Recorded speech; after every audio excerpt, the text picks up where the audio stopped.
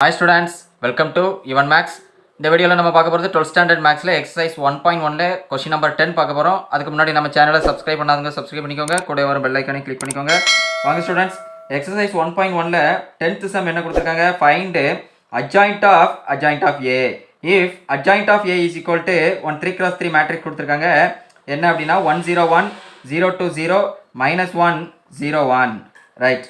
எப்பவுமே நம்மளுக்கு one matrix ஏங்கிற மேட்ரிக்ஸ் கொடுத்துட்டு அதுலேருந்து நம்ம அட்ஜாயிண்ட் ஆஃப் ஏ எப்படி கண்டுபிடிக்கணும்னு பார்த்துருக்கோம். அதே மாதிரி தான் இங்கே அட்ஜாயிண்ட் ஆஃப் ஏ கொடுத்துட்டு அட்ஜாயிண்ட் ஆஃப் ஏ கேட்டிருக்காங்க.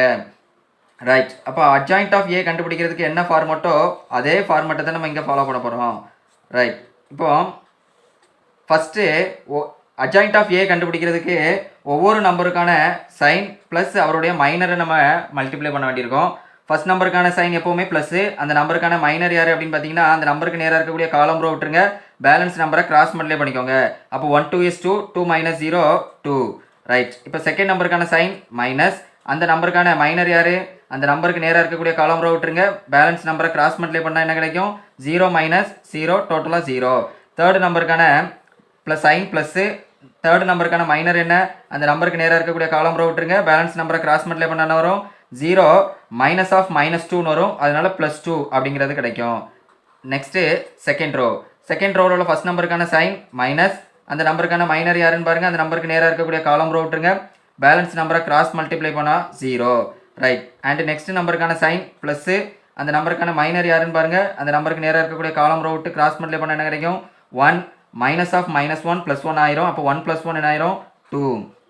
அண்ட் நெக்ஸ்ட்டு செகண்ட் ரோவில் லாஸ்ட் நம்பருக்கான சைன் என்னன்னு பார்த்தீங்கன்னா மைனஸ், அந்த நம்பருக்கான மைனர் யாருன்னு பாருங்கள், அந்த நம்பருக்கு நேராக இருக்கக்கூடிய காலம் ரோ விட்டுருங்க, பேலன்ஸ் நம்பரை கிராஸ் மல்டிப்ளை பண்ணிக்கோங்க, கிராஸ் மல்டிப்ளை பண்ண என்ன வரும்? 0 ரைட். அண்ட் லாஸ்ட் ரோ எடுத்துக்கிட்டிங்கன்னா ஃபஸ்ட் நம்பருக்கான சைன் ப்ளஸ்ஸு, அண்டு அந்த நம்பருக்கான மைனர் யார், அந்த நம்பருக்கு நேராக இருக்கக்கூடிய காலம் ரோ விட்டுருங்க, பேலன்ஸ் நம்பரை கிராஸ் மல்டிப்ளை பண்ண என்ன வரும்? 0 -2.